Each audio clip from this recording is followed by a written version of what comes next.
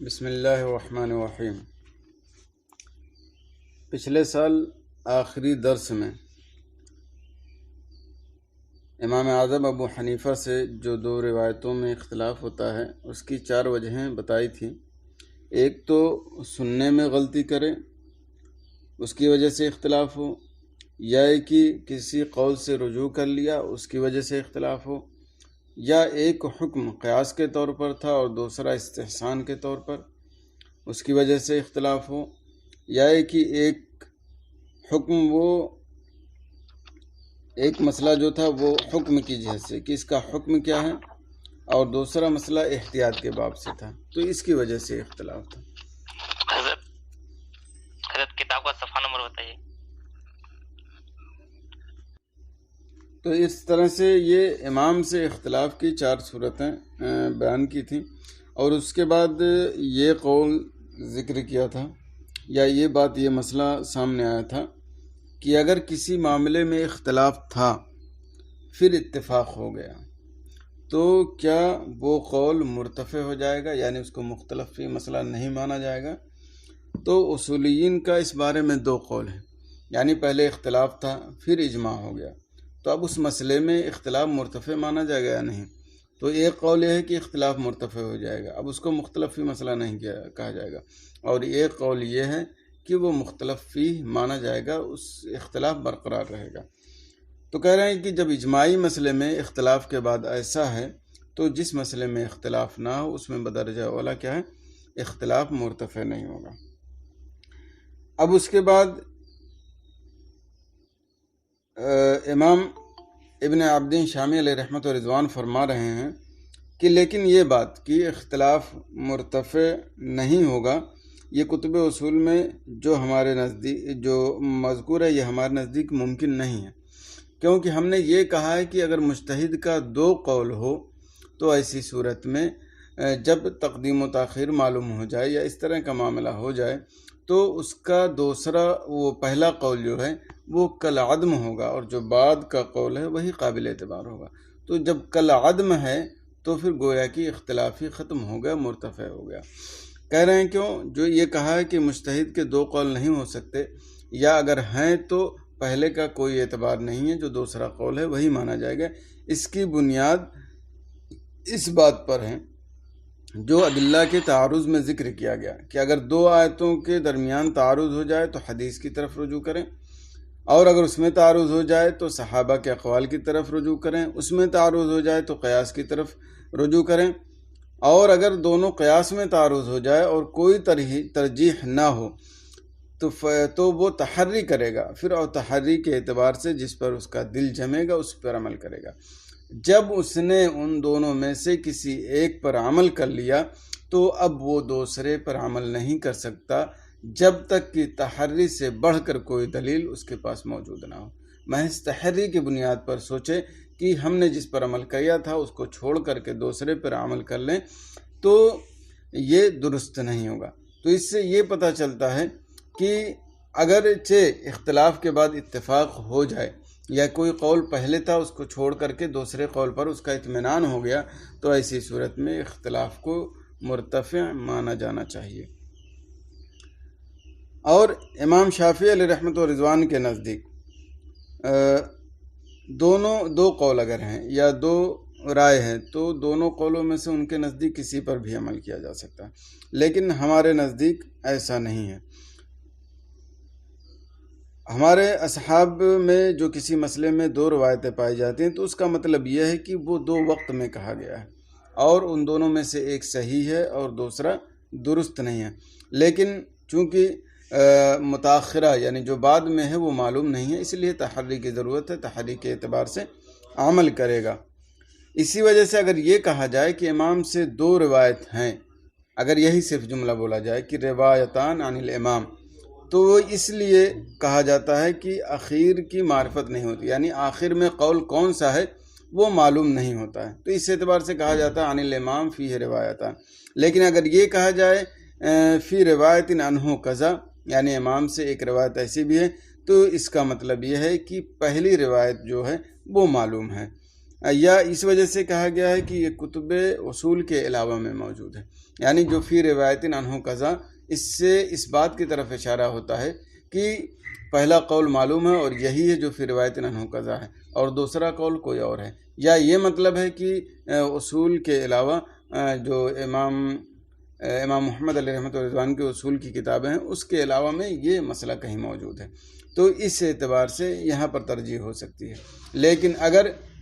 روایاتان عن الامام صرف کہا ہے تو اس صورت میں ہمیں تحری کرنے کی ضرورت پڑے گی، وہ اس کے مباحث انشاءاللہ آئیں گے کہ ہم کیسے اس کا فیصلہ کریں گے۔ پھر امام ابن عابدین شامی علیہ رحمۃ رضوان فرماتے ہیں کہ ادلہ کے تعارض کے بحث میں جو بیان کیا گیا وہ مشکل ہے۔ مشکل کیوں ہے؟ کہہ رہے ہیں کہ کیونکہ اس سے یہ لازم آئے گا کہ امام سے جس مسئلے میں دو روایت ہو اور ان دونوں میں سے کسی پر عمل کر دے،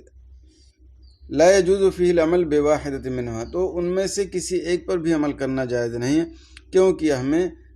جو صحیح اور غلط کا علم نہیں ہے، یعنی امام سے دو روایت موجود ہے اور ان میں سے کوئی صحیح اور غلط معلوم نہیں ہے، تو تعارض کی صورت میں جو چیزیں ذکر کی گئی ہیں اس سے یہ لازم آئے گا کہ ہم دونوں میں سے کسی پر عمل نہ کریں۔ تو کہہ رہے ہیں کہ حالانکہ بڑے بڑے علماء، بڑے بڑے فقہا دونوں روایتوں میں سے کسی کو ترجیح دیتے ہوئے نظر آتے ہیں، تو اس لیے زیادہ بہتر یہی ہے کہ یہ نہ کہا جائے کہ مطلقاً اس کو چھوڑ دیا جائے گا، اس پر عمل نہیں کیا جائے گا، بلکہ یہ ہے کہ اس کو فقہاء کرام اپنے اصول ضابطہ جو ہے اور دوسرے دلائل اور تحری وغیرہ کی ساری چیزیں لے کر کے پھر اس کے بعد جو راجح ہوگا اس کے مطابق عمل کریں گے، اور یہی بہتر ہے۔ ترجمہ دیکھ لیں۔ لیکن ما ذکر فی کتب الاصول عندنا من انہ لا یمکن ان یکون للمجتہد قولان کما مر ینافی ذلک، کیونکہ ہمارے اصول کی کتابوں میں جو یہ مذکور ہے کہ مجتہد کے دو قول نہیں ہو سکتے، وہ اس بات کے منافی ہے، یعنی جو پہلے ذکر ہوا کہ اختلاف کے بعد کسی بات پر اجماع ہو جائے تو اختلاف مرتفع نہیں ہوتا، کیونکہ اس سے تو صاف واضح ہوتا ہے کہ اختلاف ختم ہو گیا۔ جب کالعدم ہے پہلا قول یا پہلی رائے تو پھر اختلاف گویا کہ ختم ہی ہو گیا۔ لأنه مبنی فيما يظهر على ما ذكروا في تعارض الادلہ، کیونکہ یہ مبنی ہے جو بظاہر مبنی ہے اس پر جو ادلہ کے تعارض میں ذکر کیا گیا، کہ جب تعارض واقع ہو جائے دو آیتوں کے درمیان تو حدیث کی طرف رجوع کیا جائے، تو اور اگر حدیث بھی متعارض ہوں تو اقوال صحابہ کی طرف رجوع کیا جائے، اقوال صحابہ متعارض ہوں تو قیاس کی طرف رجوع کیا جائے، اگر قیاس بھی متعارض ہوں اور ترجیح نہ ہو تو فإنہ یتحری فیہما، تو ان دونوں میں تحری کرے گا اور اپنے قلب کی شہادت کے مطابق عمل کرے گا۔ فإذا عمل بأحدہما، تو جب ان دونوں میں سے کسی پر عمل کر لیا تو اس کو دوسرے پر عمل کرنے کی اجازت نہیں، مگر تحری سے بڑھ کر کوئی دلیل ہو تو ممکن ہے۔ قالو، فقہاء کرام فرماتے ہیں، وقال الشافعی، امام شافعی علیہ رحمہ فرماتے ہیں کہ دونوں میں سے جس پر چاہے عمل کرے بغیر تحری کے، ولہذا صار له فی المسألة قولان و اکثر، اور اسی وجہ سے آپ کے مسئلے میں دو یا اور دو سے زائد بھی اقوال ہیں۔ وَأَمَّا الرِّوَایَاتَانِ عَنْ أَصْحَابِنَا فِي مَسْأَلَةٍ وَاحِدَةٍ، اور دو روایت جو ہمارے اصحاب سے کسی مسئلے میں ہیں تو وہ دو وقت میں تھے، ان دونوں میں سے ایک صحیح ہے دوسرا صحیح نہیں، لیکن چونکہ متاخرہ اس سے معلوم نہیں ان دونوں میں سے کون متاخر ہے۔ وعلی ھذا، اور اسی اعتبار سے جو کہا جاتا ہے کہ امام سے دو روایت ہیں تو اخیر کی معرفت نہ ہونے کی وجہ سے، وما یقال فیہ وفی روایت عنہ کذا، اور جو اس میں یہ کہا جاتا ہے کہ امام سے ایک روایت ہے اس مسئلے میں، اما لعلمہم، یا تو اس کا انہیں علم ہونے کی وجہ سے کہ یہ امام کا پہلا قول ہے، یا اس وجہ سے کہ یہ روایت غیر کتب الاصول میں مروی ہے اور یہ زیادہ قریب تر ہے۔ پھر امام ابن عابدین شامی علیہ رحمۃ و رضوان فرماتے ہیں، لیکن لا یخفا، لیکن ایک بات مخفی نہیں کہ ادلہ کے تعارض کے بحث میں جو ذکر کیا ہے یہ مشکل ہے، قابل اعتراض ہے، لأنہ یلزم منہ، کیونکہ اس سے یہ لازم آئے گا کہ امام سے جس مسئلے میں دو روایتیں ہیں ان دونوں روایتوں میں سے کسی پر بھی عمل کرنا جائز نہ ہو، کیونکہ صحیح کا باطل سے ہمارے نزدیک امتیاز نہیں ہے۔ وَأَنَّهُ لَا يُنْسَبُ إِلَيْهِ شَيْءٌ مِنْهَا، اور یہ کہ امام کی طرف ان دونوں میں سے کچھ بھی منسوب نہیں ہوگا، کما مرہ عن بعض الاصولیین، جیسا کہ بعض اصولیین سے اس کی یہ قول گزرا۔ مع ان ذلك واقع فی مسائل لا تحصى، باوجود ہے کہ یہ بہت سارے مسائل مواقع ہے جس کا شمار نہیں کیا جا سکتا، اور ہم یہ دیکھتے ہیں کہ دونوں روایتوں میں سے ایک کو دوسرے پر ترجیح دیتے ہیں اور امام کی طرف اس کو منسوب کرتے ہیں۔ فالذی یظہر ما مر عن الامام بلیغی، تو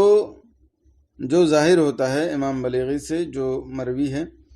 تعدد اوجہ کا بیان جو روایت کے اختلاف میں ہے امام سے،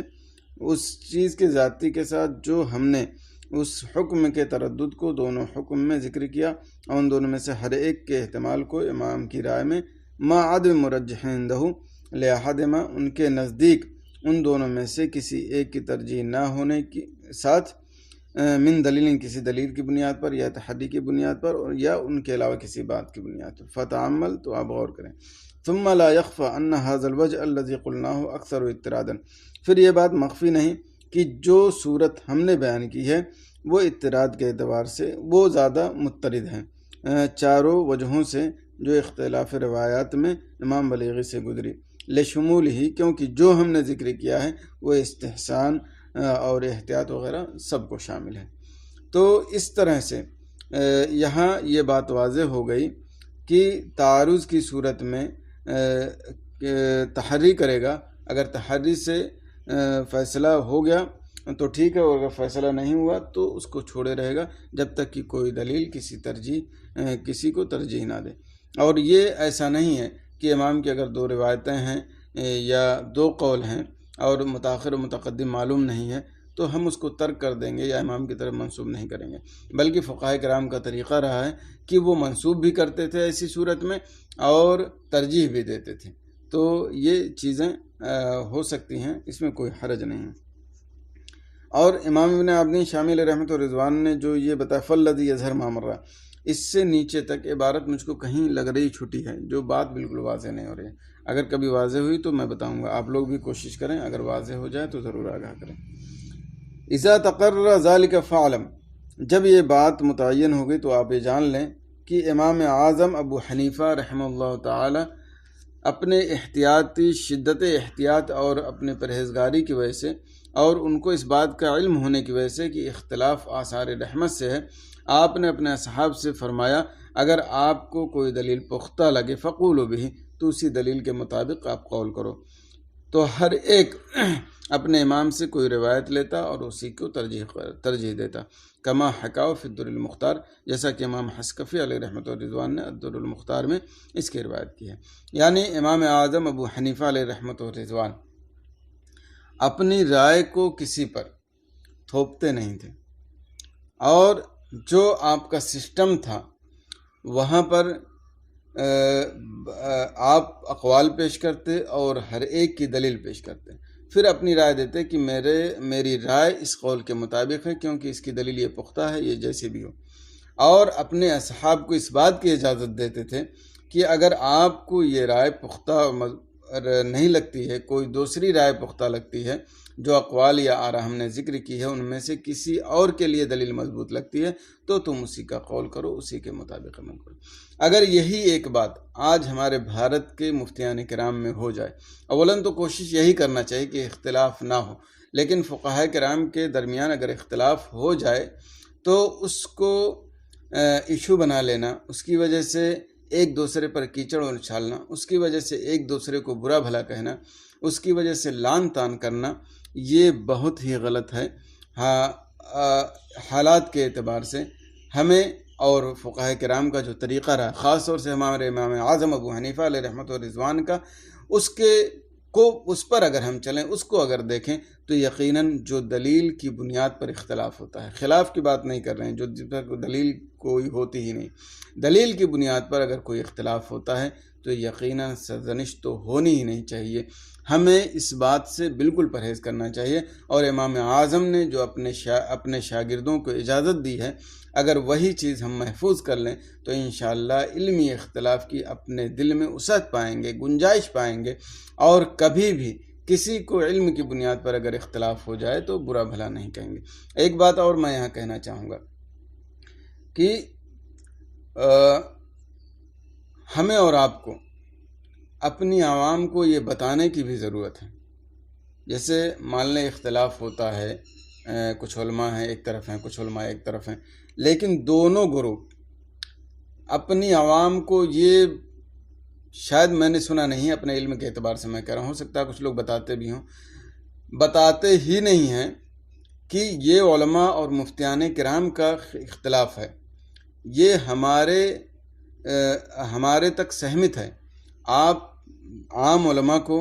یا عوام کو اس میں بولنے کی ضرورت نہیں ہے. بس اگر آپ کا اطمینان ہم پر ہے تو آپ اس پر عمل کیجئے، اور اگر غیر پر اطمینان ہے تو اس پر عمل کیجئے. اگر یہ چیز اپنے عام علماء کو اور عوام کو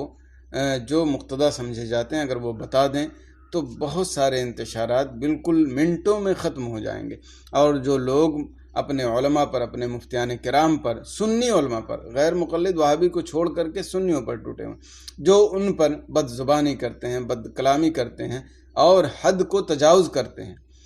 وہ انشاءاللہ بالکل ختم ہو جائے گا یا نہ کے برابر رہ جائے گا. لیکن اتفاق یہ ہے کہ ہم اسٹیج پر بولتے ہیں اور کتابی شکل میں خیر لکھتے ہیں، وہ تو عوام تک اتنی نہیں جاتی ہے، لیکن اسٹیج پر بولتے ہیں اور عوام تک وہ بات پہنچتی ہے. چلیے آپ کی نیک نیتی پر ہم سمجھتے ہیں کہ آپ مسئلہ صحیح طریقے سے لوگوں تک اپنے اعتبار سے پہنچانا چاہتے ہیں، لیکن جہاں آپ یہ مسئلہ پہنچا رہے ہیں وہیں پر آپ کی یہ بھی ذمہ داری بنتی ہے کہ اتنا وسیع قلب رکھیں کہ یہ جملہ ضرور کہیں کہ یہ علماء کا مسئلہ ہے، عام علماء کو، عوام کو اس میں پڑھنے کی ضرورت نہیں ہے، یہ ہماری رائے ہے، یہ بہتر ہے، یہ صحیح ہے، آپ لوگوں کو اسی پر عمل کرنا چاہیے، دوسرے پر عمل کرنا نہیں چاہیے. لیکن اگر آپ کا اطمینان ادھر ہے تو اسی پر عمل کریں اور کسی کو برا بھلا نہ کہیں، تو انشاءاللہ باتیں بن جائیں گی. اور جو اختلاف اہل سنت و جماعت کے درمیان مسائل کی وجہ سے، بعض فروعی مسائل کی وجہ سے ہے، وہ چیزیں انشاءاللہ نہیں ہوں گی. ہمیں اس فکر کو رائج کرنا چاہیے اور اس کی وضاحت کرنی چاہیے تاکہ معاملات بہتر ہوں. وفل والوالجیہ من کتاب الجنایات، اور کتاب الجنایات سے الوالجیہ میں ہے، قال ابو یوسف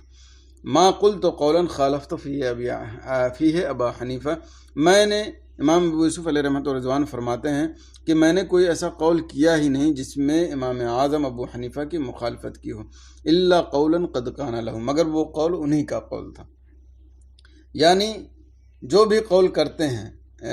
امام اعظم ابو حنیفہ علیہ رحمۃ و رضوان کے شاگرد، وہ امام اعظم کے اقوال میں سے کوئی قول ہی ہوتا ہے، اس اعتبار سے اختلاف نہیں ہوتا ہے. اگرچہ اقوال کے ترجیح دینے میں اختلاف ہو جائے، لیکن چونکہ ہم نے پہلے بتایا کہ امام اعظم ابو حنیفہ علیہ رحمۃ و رضوان کے پڑھانے کا طریقہ یا مسئلہ حل کرنے کا طریقہ یہ تھا کہ آپ کئی اقوال پیش کرتے، ان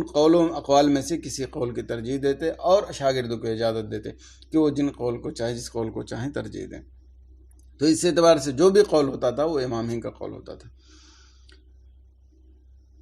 وروی عن ظفر، اور امام ظفر علیہ رحمۃ و رضوان سے بھی مروی ہے، وہ فرماتے ہیں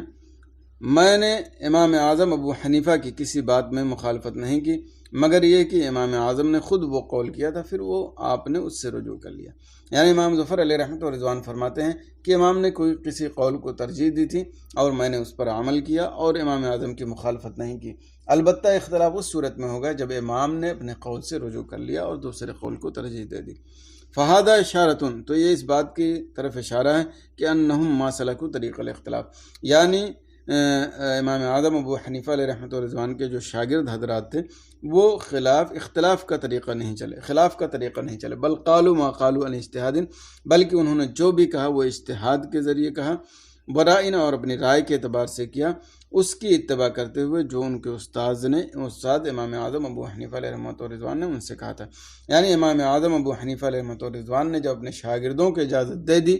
کہ جس قول پر آپ کا دل جمے اور اس کے مطابق دلیل مضبوط لگے تو اس کے اعتبار سے آپ عمل کیجئے، اس کے اعتبار سے آپ قول کیجئے. وفی آخر الحاوی القدسی، اور یہ جان لیجئے کہ شاگردوں کے قول پر عمل کرنا وہ امام کے قول ہی پر عمل کرنا ہے.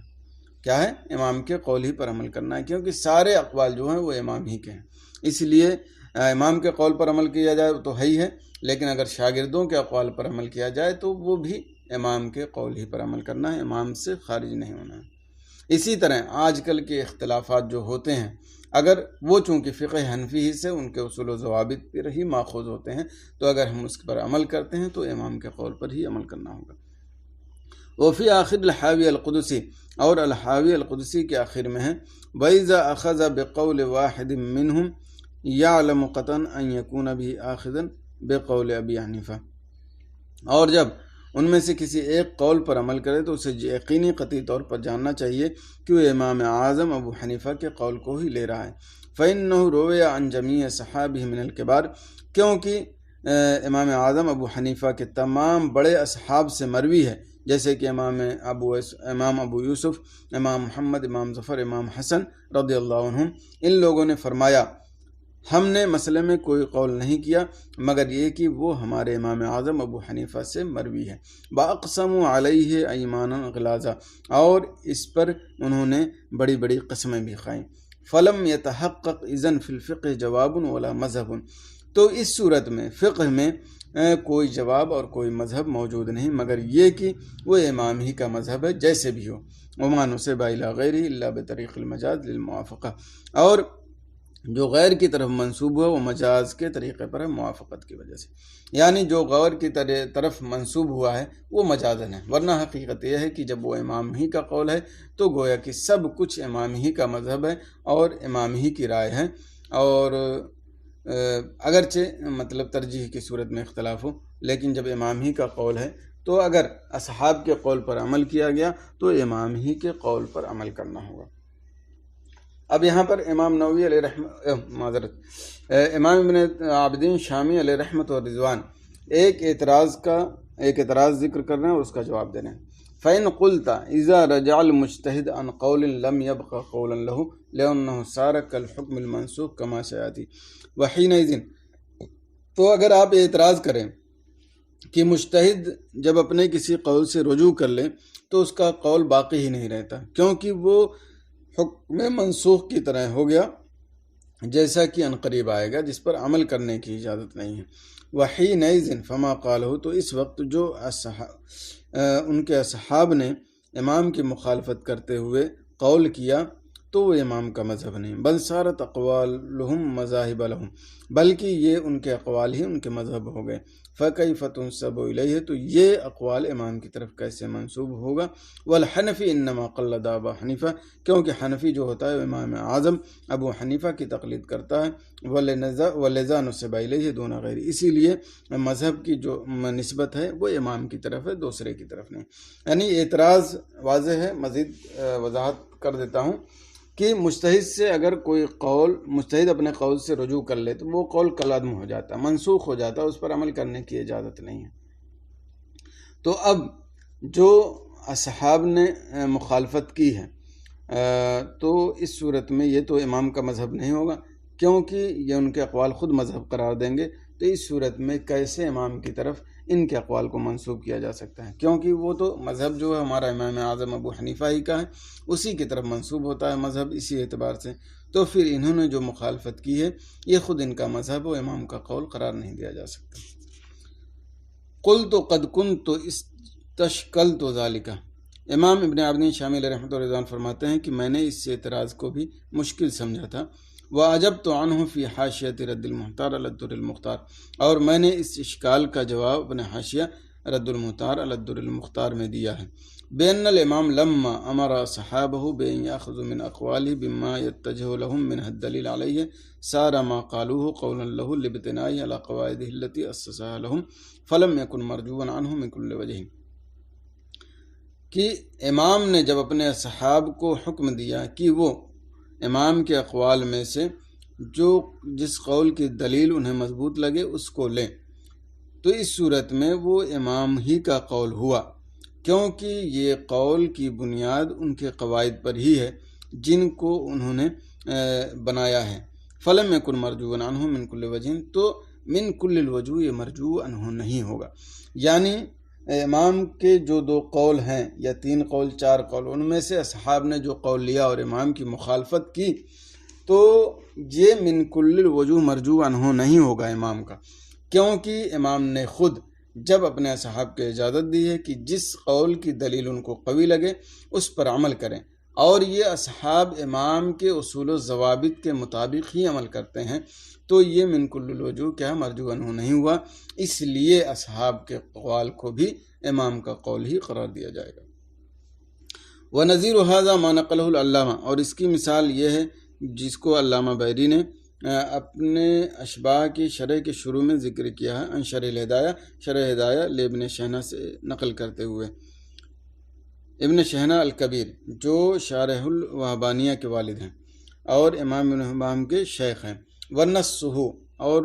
ان کی صراحت ہے اذا صح الحدیث وکان علی خلاف المذہب عمل بالحدیث ویکون ذلک مذہبہ، جب حدیث صحیح ہو اور مذہب کے خلاف ہو تو حدیث پر عمل کیا جائے گا اور یہی اس کا مذہب ہوگا۔ یعنی اگر کوئی ایسی حدیث آتی ہے جو ہمارے کسی مسئلے کے خلاف ہے اور وہ حدیث زیادہ صحیح ہے تو اسی حدیث پر عمل کریں گے اور یہی امام کا مذہب ہوگا۔ ولا یخرج مقلدہ عن کونہ حنفیا بالعمل بہ، اور اس کا امام کا مقلد وہ حنفی ہونے سے خارج نہیں ہوگا اس پر عمل کرنے کی وجہ سے۔ فقد صح عن ابی حنیفہ، کیونکہ امام اعظم ابو حنیفہ سے یہ قول درست ہے کہ آپ نے فرمایا اذا صح الحدیث فہو مذہبی، جب حدیث صحیح ہو تو وہی میرا مذہب ہے۔ تو ظاہر بات ہے جب ضعیف حدیث کو یا کم درجے کی حدیث کو چھوڑ کر کے اعلیٰ درجے کی حدیث پر عمل کریں گے تو امام ہی کا مذہب ہوگا۔ وقد حکى ذلك الامام ابن عبد البر، اور امام ابن عبد البر نے بھی اس کو حکایت کی ہے امام اعظم ابو حنیفہ وغیرہ تمام ائمہ سے، یعنی امام شافعی وغیرہ سے بھی۔ ونقلہ ایضا الامام الشعرانی عن الائمہ الاربعہ، اور امام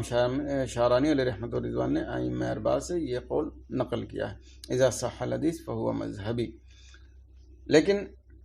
یہ کیا اذا صح الحدیث فہو مذہبی یہ ہر آدمی کے اختیار میں ہے؟ ایسا نہیں ہے کہ وہ کہے کہ یہ حدیث صحیح ہے اور جو امام اعظم نے استدلال کیا وہ حدیث ضعیف ہے، اس لیے ہم صحیح حدیث پر عمل کریں گے اور یہ ہم کا مذہب ہوگا۔ کیا یہ چیز ہر ایک کے اختیار میں ہے یا اس کی کوئی شرط ہے؟ دیکھیے، قلت ولا یخفا، میں کہتا ہوں اور مخفی نہیں ہے کہ یہ اس شخص کے لیے ہے جو نصوص میں نظر رکھنے کی صلاحیت رکھتا ہے اور نصوص کے محکم اور منسوخ کو جانتا ہے۔ فَإِذَا نَظَرَ أَهْلُ الْمَذْهَبِ فِي الدَّلِيلِ، تو جب اہل مذہب دلیل میں نظر کریں اور اس پر عمل کریں تو اس کی نسبت مذہب کی طرف ہوگی۔ یعنی جیسے مان لیں مجتہد فی المذہب ہیں، مجتہد فی المسائل وغیرہ ہیں، یہ لوگ اگر کسی حدیث پر عمل کریں اور کہیں یہ حدیث زیادہ صحیح ہے اور وہ کسی مسئلے کے خلاف ہو ہمارے، تو اس وقت اس پر عمل کیا جائے گا اور اس کو امام کا ہی مذہب قرار دیا جائے گا۔ لِكَوْنِهِ صَادِرًا بِإِذْنِ صاحب المذہب، کیونکہ یہ صاحب مذہب کی اجازت سے صادر ہے۔ اذ لا شک انہ لو علم بضعف دلیلہ رجع عنہ، کیونکہ اس میں کوئی شک نہیں کہ اگر امام کو اپنے دلیل کا ضعف معلوم ہو جاتا تو وہ ضرور اس سے رجوع کر لیتے اور اقوی دلیل پر عمل کرتے۔ یعنی امام اعظم ابو حنیفہ علیہ رحمۃ الرضوان اگر خود ہوتے اور دلیل کے ضعف کو ان کو علم ہو جاتا اور اقوی دلیل اس سے کوئی ان کے پاس موجود ہوتی تو اقوی دلیل پر بھی ہی عمل کرتے۔ تو لہذا جن لوگوں کو اس بات کی اجازت ہے اگر وہ اس طرح کا قول کریں تو جیسے امام کو علم ہوتا اور وہ ضعیف کو ترک کر دیتے اور اقوی پر عمل کرتے، اسی طرح سے ان کے اعتبار سے بھی صحت پر عمل کیا جائے گا یا جو زیادہ قوی دلیل ہوگی اس پر عمل کیا جائے گا۔ ولذا رد المحقق ابن الحمام علی المشائخ حیث افتوا بقول الامامین بانہ لا یعدل عن قول الامام الا لضعف دلیلہ، اور اسی وجہ سے محقق ابن حمام علیہ رحمۃ الرضوان نے بہت سارے مشائخ پر رد کیا ہے اس طور سے کہ امامین کے قول پر فتویٰ نہیں دیا جائے گا۔ امامان کے قول مطلب امام ابو یوسف اور امام محمد علیہ رحمۃ الرضوان کے مطابق فتویٰ نہیں دیا جائے گا، کیونکہ امام کے قول سے عدول نہیں کیا جا سکتا مگر اسی صورت میں جب کہ آپ کی دلیل ضعیف ہو۔ یعنی بہت سارے مشائخ نے امام اعظم کے قول کو چھوڑ کر امام ابو یوسف اور یا امام محمد کے قول کو ترجیح دی، تو امام ابن حمام علیہ رحمۃ الرضوان نے ان کا رد کیا اور کہا کہ امام کو قول کو اسی وقت چھوڑا جا سکتا ہے جب کہ دلیل ان کی ضعیف ہو، اور دلیل ضعیف نہیں لہٰذا ان کے قول کو نہیں چھوڑا جا سکتا، اسی پر عمل کیا جائے گا، اور امامین کے قول کو چھوڑ دیا جائے گا، اس پر عمل کرنے کی اجازت نہیں۔ اذا صح الحدیث فہو مذہبی، اس کی تفصیل آپ لوگ الفضل الموہبی امام مجدد دین و ملت علیہ رحمۃ و رضوان اعلیٰ حضرت علیہ رحمۃ و رضوان کے رسالے کا ضرور مطالعہ کریں. اس میں اذا صح الحدیث فہو مذہبی کا غیر مقلدین وغیرہ کا رد کرتے ہوئے اور بہت ساری چیزیں بہت واضح انداز میں بتایا ہے کہ امام کے قول کو کب ترک کیا جائے گا اور کون سی صورت ہے. کیا ممکن ہے ایسا کہ امام کی کوئی دلیل ہو اور وہ ہم کو واضح ہو جائے کہ وہ ضعیف ہے اور اس سے اقوی دلیل پر عمل کریں. انشاءاللہ آپ پڑھیں گے تو بہت ساری باتیں وہاں پر آپ کے لیے انکشاف ہوں گی. ضرور مطالعہ کریں.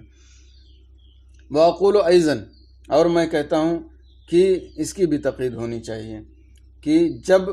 وہ مذہب کے کسی قول سے موافق ہو، یعنی اہل مذہب جو نظر کریں گے دلائل میں، وہ اس صورت ہی میں ایکسیپٹڈ ہوگا یا قابل قبول ہوگا جب کہ مذہب میں جو مختلف اقوال موجود ہیں ان میں سے کسی قول کے ہی موافق ہو. یعنی مذہب سے بالکلیہ خروج کی کسی بھی صورت میں اجازت نہیں ہے. بہر صورت اگر اقوا اور غیر اقوا دلیل میں اختلاف ہوا تو اس صورت میں بھی مذہب میں جو اقوال ہیں ان قولوں میں سے کسی ایک قول کی ہی موافق ہونا چاہیے. اگر مذہب سے کوئی خروج کرنے کی کوشش کرے گا اور کوئی حدیث صحیح قرار دے گا تو فقہاء کرام نے اس کو قبول نہیں کیا، اس کو تسلیم نہیں کیا ہے. اسی وجہ سے جب امام ابن حمام علیہ رحمۃ الرضوان نے اپنے مذہب سے نکل کر کے دوسرے مذہب کے بعض اقوال کی ترجیح دی تو اس کو رد کر دیا گیا اور کہا گیا کہ یہ قابل قبول نہیں ہے. اذ لم یأذنوا فی الاجتہاد فیما خرج عن المذہب بالکلیہ، کیونکہ ایسے اجتہاد کی اجازت ہی نہیں دی فقہاء کرام میں جس سے بالکلیہ مذہب سے نکلنا ہو. مما اتفق علیہ ائمتنا، جس پر ہمارے ائمہ کا اتفاق ہے. لأن اجتہادہم اقوی من اجتہادہ، کیونکہ ائمہ کرام کا اجتہاد ان کے اجتہاد سے اقوی ہے. فالظاہر انہم رأوا دلیل، تو ظاہر یہی ہے کہ انہوں نے راجح دلیل دیکھی ہے جو بعد کے لوگ دیکھ رہے ہیں. حتی لم یعملوا بھی، یہاں تک کہ انہوں نے اس پر عمل نہیں کیا. یعنی جو اقوال کے درمیان ہی رہے اور اسی کے اعتبار سے انہوں نے دلائل وغیرہ کو پیش کیا تو بہرحال ائمہ کرام کی دلائل زیادہ مضبوط مانی جائے گی اور اسی کے اعتبار سے عمل کیا جائے گا اور بکلیہ مذہب سے خروج کی اجازت نہیں ہوگی. ولہذا قال العلامہ قاسم فی حق شیخی، اور اسی وجہ سے علامہ قاسم نے اپنے شیخ خاتم المحققین کمال ابن حمام کے بارے میں فرمایا لا یعمل بابحاث شیخنا التی تخالف المذہب، ہمارے شیخ کے مباحث ان مباحث پر عمل نہیں کیا جائے گا جو مذہب کے مخالف ہیں. یعنی خود ان کے شاگرد نے اپنے امام کے ان اقوال کا رد کر دیا جو اپنے مذہب سے خروج کر رہے تھے اور دوسرے کے مذہب کے مطابق آپ نے حکم دیا تھا. تو بہرحال ایک تو پہلی بات یہ ہے کہ ہر آدمی اذا صح الحدیث فهو مذہبی کہہ کر کے مذہب حنفی یا کسی بھی مسئلے کو رد نہیں کر سکتا. جو اس کا اہل ہے وہی کر سکتا ہے. اور اعلیٰ حضرت علیہ رحمۃ و رضوان کے رائے کے مطابق یہ ثابت ہونا بہت مشکل ہے کہ امام اعظم ابو حنیفہ علیہ رحمۃ و رضوان نے صحیح حدیث پر یا اقوی دلیل پر عمل نہیں کیا. تو گویا کہ اس کا دروازہ ہی بند ہو گیا کہ کوئی شخص کیا ہے امام سے زیادہ قوی دلیل لا سکے. اور بہرحال اگر ایسی بات آتی بھی ہے تو مذہب سے خروج کرنے کی اجازت نہیں ہوگی. مذہب ہی میں رہ کر آپ کو عمل کرنا ہوگا اور اقوا یا غیر اقوا کی جو بات ہوگی وہ جو اقوال موجود ہوں گے مذہب میں انہی میں سے کسی ایک کے اعتبار سے ہی ہوگی. تو اس طرح سے یہ مباحث ہم نے پڑھا اور یہ بہت ہی اہم ہے. خاص طور سے ایک بات اور ذکر کرنی تھی کہ استاذ اور شاگردی کا مطلب یہ نہیں ہوتا کہ ان دونوں میں اختلاف نہیں ہونا چاہیے. آج کل جیسے کوئی اختلاف ہو گیا، شاگرد نے استاذ سے اختلاف کر لیا تو اب یہ کہتے ہیں شاگرد ہو کے استاذ کی مخالفت کرتا ہے، شاگرد ہو کے استاد کے خلاف تحقیق پیش کرتا ہے، شاگرد ہو کے مطلب اس شاگرد اور استاذ کو ایسا بنا دیا ہے گویا کہ جو شاگرد ہوگا وہ ہمیشہ نیچے ہی رہے گا، وہ کسی مسئلے میں اپنے استاد سے آگے نہیں بڑھ سکتا یا تحقیق کر کے کسی مسئلے میں ان کا اختلاف نہیں ہو سکتا. یہ بہت ہی غلط نظریہ ہے ہمارے علماء اور فقہا اگر آپ دیکھیں گے تو اس طرح کے سینکڑوں مثالیں آپ کو مل جائیں گی کہ شاگرد نے استاد سے اختلاف کیا اور دلیل کی بنیاد پر کیا ہے، تو اس میں گنجائش ہے۔ اب یہیں دیکھ لیں خود علامہ قاسم ابن قطلبغہ جو حنفی مذہب کے نہیں، وہ نہیں ہیں، دوسرے ہیں، یہ فقیہ ہیں، وہ محدث ہیں۔ انہوں نے اپنے شاگرد کے بارے میں فرمایا کہ اپنے استاذ کے بارے میں فرمایا کہ انہوں نے جو مذہب کے خلاف حکم دیا ہے اس پر عمل نہیں کیا جائے گا۔ تو آخر یہ ایک شاگرد کا استاد کو رد ہی کرنا ہوا، لیکن یہ نہیں ہوا کہ یہ شاگرد ہیں تو انہوں نے اپنے استاذ کی کیسی مخالفت کر دی۔ اس کے علاوہ آپ کو سینکڑوں مثالیں مل جائیں گی۔ بیٹا باپ سے اختلاف کرتا ہے مسئلے میں دلیل کی بنیاد پر، شاگرد و استاد سے اختلاف کرتا ہے دلیل کی بنیاد پر۔ تو یہ چیزیں چونکہ فروعی مسائل میں اختلاف یہ بند نہیں ہو سکتا۔ اگر آپ چاہیں بند کرنا تو گویا کہ کبھی اختلاف ختم ہی نہیں ہوگا ہمارے درمیان، یعنی جو اختلاف جو انتشار کا سبب بنے یا ہمارے بالکل بکھر جانے کا سبب بنے، کیونکہ ہم ایسی چیز کی کوشش کریں جو ممکن ہی نہیں ہے۔ شروع سے لے کر آج تک علماء کرام کے درمیان اختلاف رہا ہے فروعی مسائل میں، اور یہ قیامت تک رہے گا۔ اگر اس کی بنیاد پر ہم اختلاف کریں گے تو مطلب اختلاف ایسا جو دلیل کی بنیاد پر ہے، ٹھیک ہے، ہر ایک کا وقار اور عزت کا ہم اہتمام کریں، لیکن اس کی بنیاد پر ہم کسی کو چھوڑ دیں گے، اسٹیج پر ساتھ نہیں جائیں گے، ایک دوسرے کو بلا بھرا کہیں گے، تو اس کا مطلب یہ ہے کہ ہم قیامت تک اپنے لوگوں سے لڑنے کے لیے تیار ہیں۔ اگر ہم فروعی مسائل میں اپنے لوگوں سے سمجھوتا نہیں کیے اور جو وسعت ہے فقہاء کرام کے درمیان اس کو ایکسیپٹ نہیں کیا عملی طور پر، کتابوں میں تو بہت پڑھتے ہیں اور بہت کچھ جانتے ہیں، لیکن جب تک عملی طور پر ہم اس کو اپنے اندر وسعت نہیں دیں گے اور اس کے اعتبار سے عمل نہیں کریں گے،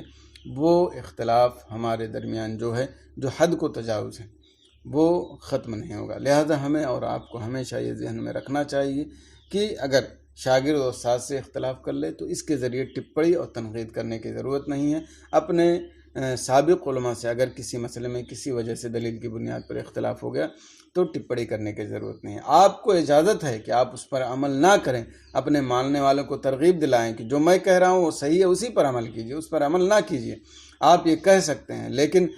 برا بھلا کہنا، ایمان پر بھی سوالیہ نشان قائم کر دینا، یہ نہایت ہی بد اخلاقی ہے۔ یہ طریقہ کار ہمارے اندر کبھی بھی نہیں آنا چاہیے، اور اگر کسی کے اندر آ بھی گیا ہے تو جلد از جلد اس کو چھوڑ دینا چاہیے، اور کبھی اپنے اندر تعلیل ہی نہیں لانی چاہیے کہ میں بڑا ہوں تو میرا مسئلہ ہی صحیح ہوگا، میں استاد ہوں تو میری بات ہی صحیح ہوگی۔ کبھی بھی اس طرح کے نظریات ہمارے اندر نہیں آنے چاہیے، کیونکہ یہ فروعی مسائل کا اختلاف ہے، یہ تھا، ہے اور رہے گا، یہ کبھی ختم ہونے والا نہیں ہے۔ اس کے ساتھ ہی ہم لوگوں کو مل کے رہنا ہے اور مل کے مسائل حل کرنے ہیں۔ اللہ تبارک و تعالی ہم